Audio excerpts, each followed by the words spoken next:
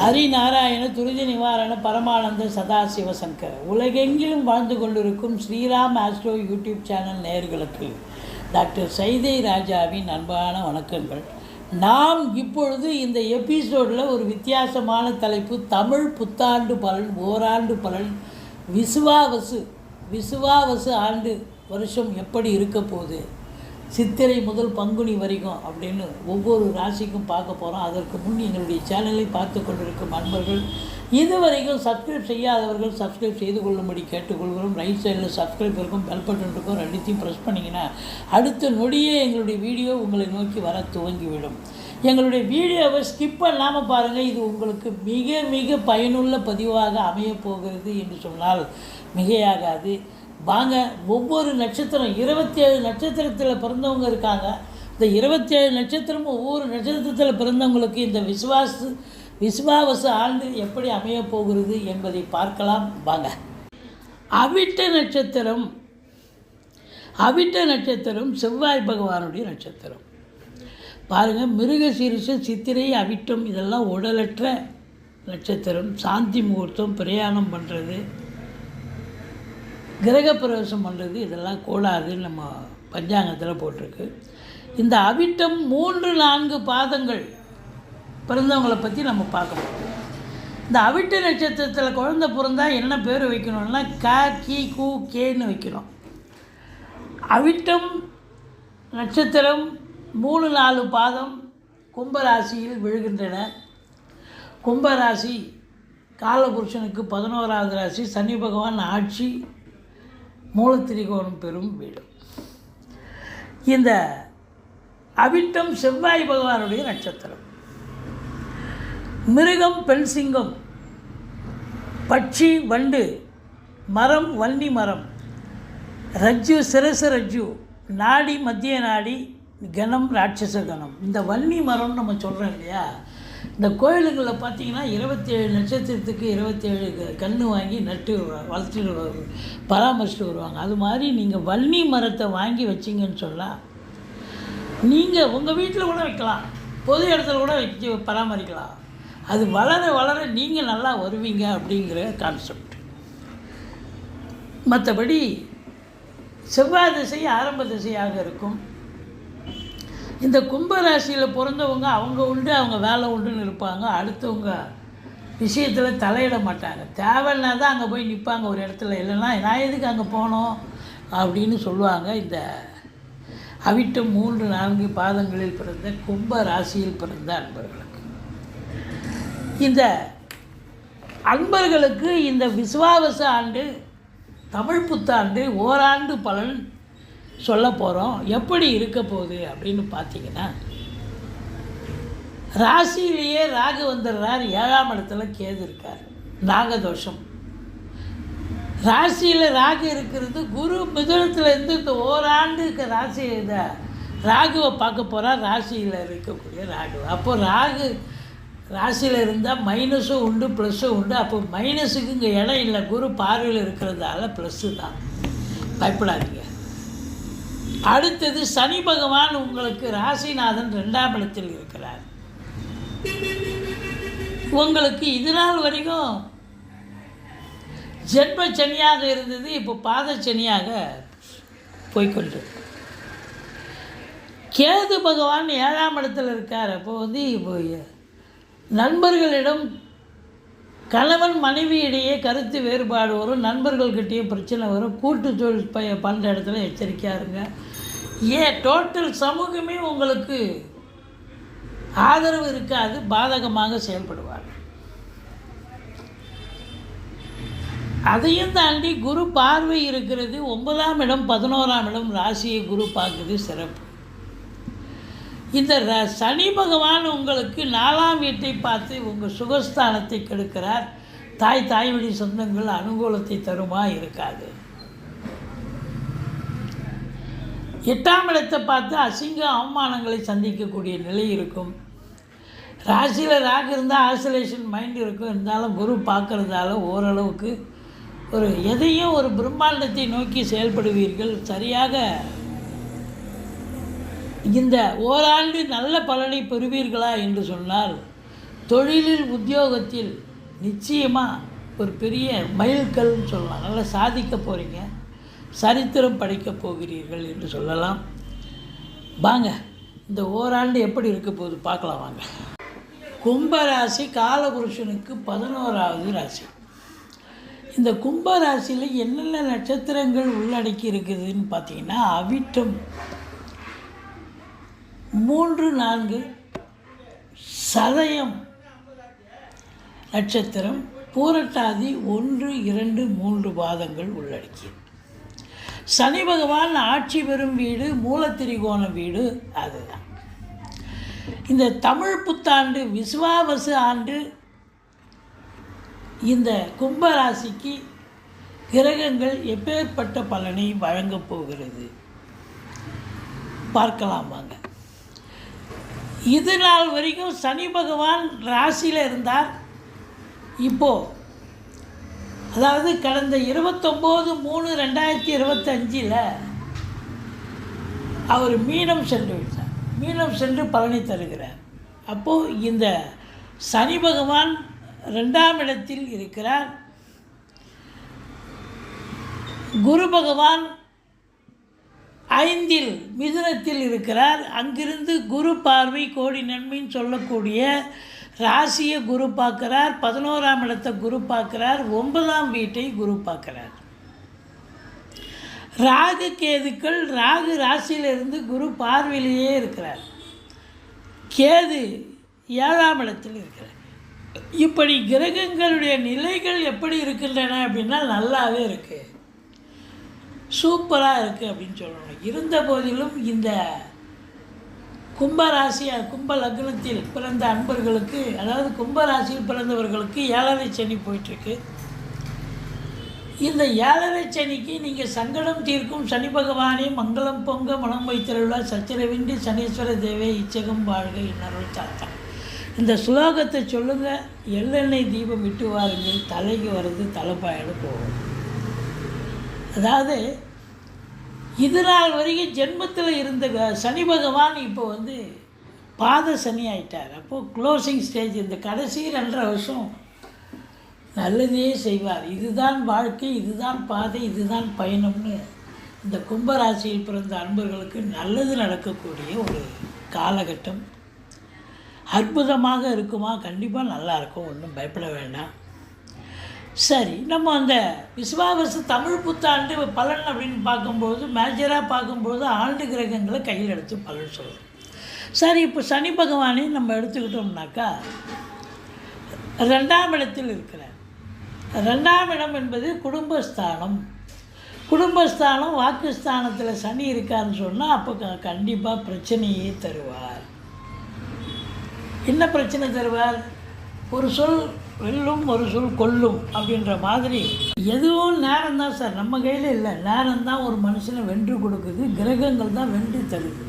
அப்போ குடும்பஸ்தானம் வாக்குஸ்தானத்தில் சனி பகவான் இருக்காருன்னு சொன்னால் குடும்பத்தில் நல்லா பிரிப்பார். கணவன் மனைவியே, குடும்ப உறுப்பினர்கள், மற்ற வீட்டிற்கு வரக்கூடிய விருந்தாளிகள், நட்பு வட்டாரங்கள் எல்லாருமே கொஞ்சம் சண்டை சச்சரவுகள் இருக்கும். குறிப்பாக கணவன் மனைவி மட்டும் இல்லை, மற்ற குடும்ப உறுப்பினர்கிட்டையும் சண்டை இருக்கும். பேசுவதில் பார்த்து பேசணும். வரக்கூடிய ஃபோன் கால்ஸ் ஆகட்டும், இல்லை வெளிவட்டார பழக்க வழக்கம், கடைக்கண்ணிக்கு போகிறீங்க, அங்கே பேசுகிறதும் கொஞ்சம் பார்த்து பேசணும். இதுதான் அங்கே இருக்கிற நிலைமை. மற்றபடி இந்த சனி பகவான் 2ல் இருக்கும் பொழுது இப்போ பெரும்பாலும் பண வரவு என்பது இருக்கும், ஒன்றும் பயப்பட வேண்டாம். ஏன்னா குரு வீட்டில் இருக்கார், அதனால் பண வரவு இருக்கும். ஏன்னு கேட்டிங்கன்னா, உங்களுக்கு இந்த குரு பார்வை கோடி நன்மை. குரு பொறுத்தவரையிலையும் உங்களுக்கு 5ஆம் இடத்துல இருந்து ராசியை பார்க்குறார். என்னதான் 7ரை சனி நடந்தாலும், பாத சனி போயிட்டு இருந்தாலும், ராசியை குரு பார்க்கும்போது தெளிவான சிந்தனை. சென்ற ஆண்டுலாம் உங்ககிட்ட அந்த முகத்தில் ஒரு தெளிவு வந்திருக்காது, மந்திச்சு விட்ட மாதிரி இருக்கும். இப்போ குரு பயிற்சி ஆனதுக்கப்புறம் பாருங்கள், இந்த விசுவாச ஆண்டு மே மாதத்துக்கு மேலே உங்கள் முகமே ஒரு தெளிவாக இருக்கும், கொஞ்சம் இதுவாக இருக்கும், ஒன்றும் பிரச்சனை இருக்காது. தெளிவான சிந்தனை, செயல்கள், எண்ணங்கள் ஏற்பட்டு வேலையிலையும் நீங்கள் வேலை பார்க்கக்கூடிய இடமா இருக்கட்டும், இல்லை தொழில் பண்ணுற இடமா இருக்கட்டும், எங்கேயுமே நீங்கள் முனைப்போடு இருந்து செயலாற்றக்கூடிய ஒரு நிலை இருக்கும். இழந்த கௌரவத்தை, இழந்த பெருமைகளை நீங்கள் மீண்டும் பெறப்போகிறீர்கள். ஏன்னா குரு பார்த்துச்சுன்னு சொன்னால் அதெல்லாம் மீண்டும் கிடைக்கும் அப்படின்னு சொல்லக்கூடிய நிலை. இப்போ குரு பார்வை அடுத்தது எங்கே பார்க்குது? 9ஆம் இடத்தை பார்க்குது. குரு வந்து பார்த்திங்கன்னா உங்களுக்கு ராசிக்கு 5ல் குரு இருக்கார். 5ஆம் இடத்துல குரு இருக்கிறது சிறப்பு. இது நாள் வரைக்கும் கும்பத்துக்கு 4ல் இருந்தார். இப்போ இந்த ஆண்டு 5ஆம் இடத்துல இருக்கார். ஸ்தான பலம் உண்டா அப்படின்னா குருவுக்கு ஸ்தான பலம் உண்டு. அப்போது 5ல் குரு கெஞ்சினாலும் கிடைக்காது. ஏன் சொல்கிறாங்க? 5ஆம் இடத்தை பலப்படுத்துகிறார். அங்கேருந்து பார்வை மூலமாக 9ஆம் இடத்தையும் ராசியையும் பலப்படுத்துகிறார். அப்போது 1, 5, 9 என்று சொல்லக்கூடிய கேமரா ட்ரைபேடுன்னு சொல்லுவோம் ஆண்கள். அது வந்து 1, 5, 9 சிறப்பாக இருக்கும் பட்சத்தில் இது ஒன்றே போதும். குரு பகவானே உங்களை ஒரு நல்வழிக்கு கொண்டு வருவார். அவருடைய ஸ்தான பலம், பார்வை பலமே உங்களை வாழ்வாங்க வாழ வைத்து விடும் அப்படின்னு சொல்லலாம். இப்போ 5ஆம் இடத்துல குரு இருக்கார் அப்படின்னா பூர்வ புண்ணிய ஸ்தானம் வலுப்பெறுகிறது. குலதெய்வ வழிபாடு பண்ணுவீங்க. ஃப்ரீக்குவன்சியாக குலதெய்வ வழிபாடுக்கு போக வேண்டிய சூழ்நிலை ஏற்படும். பிள்ளைகளுடைய வளர்ச்சி, கல்வி மேம்பாடு மிக மிக சிறப்பாக இருக்கும். சீட்டாட்டம், race, lottery, speculation, online business போன்றவற்றில் ஈடுபாடு உள்ளவர்கள், இவங்களுக்கெல்லாம் அந்த ரேஸ்லாம் போகிறாங்க இல்லையா, அவங்களுக்கெல்லாம் கூட ரொம்ப இன்ட்ரெஸ்டிங்காக இருக்கும். இந்த ஓராண்டு நல்ல சம்பாத்தியம் இருக்கும் அப்படின்னு சொல்லணும். மற்றபடி சந்தோஷமாக இருக்க போகிறீங்க. இந்த கும்ப ராசியில் பிறந்த, கும்ப லக்னத்தில் பிறந்த அன்பர்களுக்கு இந்த ஆண்டு விஸ்வாவச ஆண்டு, சந்தோஷ மிகுதி ஆண்டு, சந்தோஷ மிகுதி ஏற்படுத்தக்கூடிய ஆண்டு. அங்கிருந்து 9ஆம் வீட்டை பார்க்குறாரு. 9ஆம் இடம் என்பது பாக்கியஸ்தானம். அப்போ பாக்கியஸ்தானத்தை குரு பார்க்குறாருன்னா ஈஸிலி டு கெட், எதையும் போராடி ஜெயிக்கத்தால் அது தானாக நடக்கும், ஆட்டோமேட்டிக்காக நடக்கும் அப்படின்னு சொல்லக்கூடிய நிலை. இப்படி பார்க்கும் பொழுது உங்களுக்கு அந்நிய, அதாவது உங்களை பொறுத்தவரையிலையும் அந்நிய பாஷைகள் பேசும் நண்பர்கள், அந்நிய நாட்டில் இருக்கக்கூடியவர்கள், அந்நிய பாஷை பேசக்கூடியவர்கள், அந்நியர்கள், அடுத்தவர்களால் உங்களுக்கு நல்லது நடக்கக்கூடிய ஒரு சூழல். ஆலய வழிபாடுகள் செய்வீர்கள், நண்பர்கள் வழங்கி மகிழ்வீர்கள் அப்படின்னு சொல்லணும். தீர்த்த யாத்திரை போவீர்கள், கோயில் குளங்களுக்கு போவீங்க, தான தர்மங்கள் செய்வீர்கள் அப்படின்னு சொல்லலாம். 9ஆம் இடத்தை குரு பார்ப்பதால் பாக்கியமான சூழல். அப்போ சொந்த தொழில் பண்ணுறவங்க நம்பி கடனை வாங்கி தொழிலில் போடலாம், தொழிலை விரிவாக்கம் பண்ணலாம், அல்லது தொழிலை இன்னொரு பிரான்ச்சு ஓப்பன் பண்ணலாம். இதுதான் அங்கே இருக்கிற நிலைமை. அப்போது 9ஆம் இடம் பாக்கியமான ஒரு நிலை. தந்தையால் யோக பாக்கியங்கள், தந்தைக்கு யோக பாக்கியங்கள், தந்தை உங்களுக்கு நல்லது செய்யக்கூடிய சூழல் இருக்கிறது. அடுத்தது இப்போ 9ஆம் இடத்தை குரு பார்க்குறார் அப்படின்னா 11ஆம் இடத்தை குரு பார்க்க போகிறார். 11ஆம் இடம் என்பது எண்ணிய செயல் ஈடேறுதல், எல்லாம் லாபமாக மாறுதல், தொட்டதெல்லாம் தொடங்குதல் அப்படின்னு சொல்லணும். அப்போது தொழில் பண்ணுறீங்க அப்படின்னா தொழிலில் வந்து அதிகப்படியான ஒரு லாபத்தை ஈட்டி தரும்னு சொல்லலாம். நீங்களே எதிர்பார்த்ததை விட இரட்டிப்பு வருமானம் வரும் தொழிலில். அப்போ இந்த காலங்களில் தான் நீங்கள் வந்து இன்னொரு பிரான்ச்சு ஓப்பன் பண்ணுங்கள், கடன் காட்சி வாங்கி தொழிலை விரிவாக்கம் பண்ணுங்கன்னு நம்ம சொல்கிறோம். அப்போ அது மட்டும் இல்லை, இப்போ ஏற்கனவே நீங்கள் வந்து அரசு உத்தியோகத்தில் இருக்கிறீங்க அப்படின்னு சொன்னால் உத்தியோகத்தில் இருக்கிறவங்களுக்கு பதவி உயர்வு, ஊதிய உயர்வு கண்டிப்பாக கிடைக்கும். நல்ல சம்பாத்தியம் நிச்சயமாக இருக்கும். அப்போது உங்களுக்கு பட்டங்கள், பதவிகள் தேடி வரும். ட்ரான்ஸ்ஃபர், ப்ரமோஷன், இன்க்ரிமெண்ட் போன்ற சலுகைகள் கிடைச்சி சந்தோஷமாக இருக்கக்கூடிய காலம். 11ஆம் இடம் பொருளாதார மேன்மை கண்டிப்பாக இருக்கிறது. அது மட்டும் இல்லைங்க, 11ஆம் இடம்ன்றது லாபஸ்தானம். தொழிலில் அபரிதமான ஒரு லாபத்தை எதிர்பார்க்கலாம், உத்தியோகத்துலேயும் சலுகைகள் எதிர்பார்க்கலாம், சந்தோஷமாக வேலை பார்ப்பீங்க. இந்த முதல் திருமணம் முறிவு ஏற்பட்டு 2வது திருமணத்திற்காக காத்திருக்கும் அன்பர்களுக்கு நல்லதே நடக்கும். திருமணத்துக்கான ஒரு கால நேரம் வந்தாச்சு. இந்த குரு பகவான் திருமணத்தை நடத்தி வைப்பார், 2வது திருமணத்தை அப்படின்னு சொல்கிறோம். சரி, சனி பயிற்சி ஆச்சு, சனி குரு பகவான் ஆச்சு. ராகு கேதுக்கள் என்ன சொல்கின்றன? ராகு பகவான் உங்கள் ராசியில் தான் வந்திருக்கார். தனித்த ராகுவாக இருந்தால் பிரச்சனைகளை கொடுப்பார். ஆனால் இப்போ இந்த ஓராண்டு குரு பார்வை இருக்கிறது. அப்போ குரு பார்வை இருக்கிறது என்று சொன்னால் அப்போ ராசியில் குரு இருந்தால் பிரம்மாண்டத்தை ஏற்படுத்துவார். குரு பார்வை அப்போ வந்து நல்லது செய்வார். நீங்கள் நினைக்கிறதெல்லாம் நடக்கக்கூடிய ஒரு அமைப்பு இருக்கும். நீங்கள் அதுக்கு தகுந்த மாதிரி நீங்கள் எண்ணங்கள் விரிவாக்கமாக இருக்கும், பிரம்மாண்ட எண்ணமாக இருக்கும். இதை பண்ணலாம், இன்னும் இதை விட பெருசாக பண்ணணும்னு நினைப்பீங்க.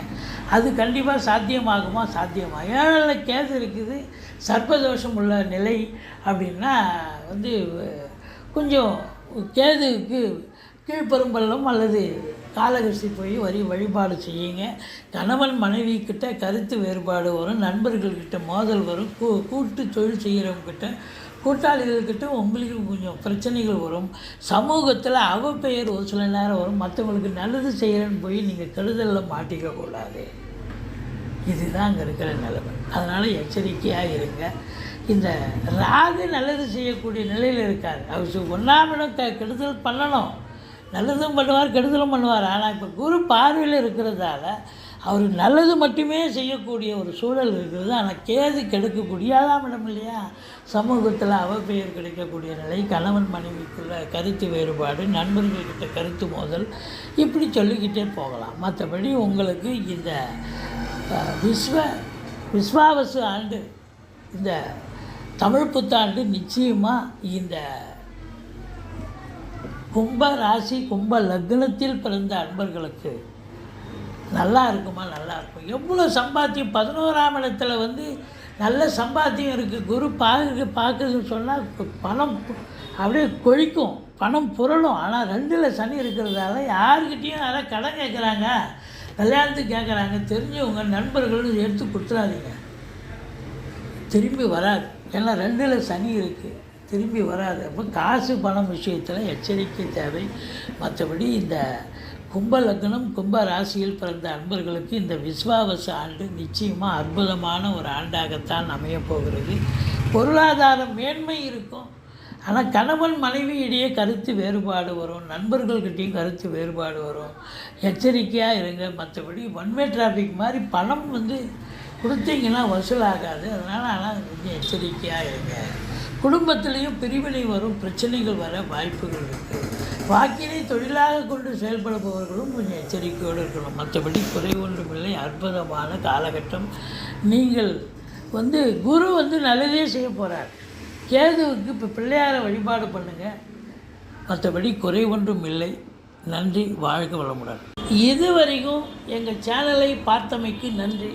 எங்கள் வீடியோ பிடிச்சிருந்தால் லைக் பண்ணுங்கள், ஷேர் பண்ணுங்கள், சப்ஸ்கிரைப் பண்ணுங்கள். மறக்காமல் சப்ஸ்கிரைப் பண்ணுங்கள். நன்றி, வாழ்க வளமுடன்.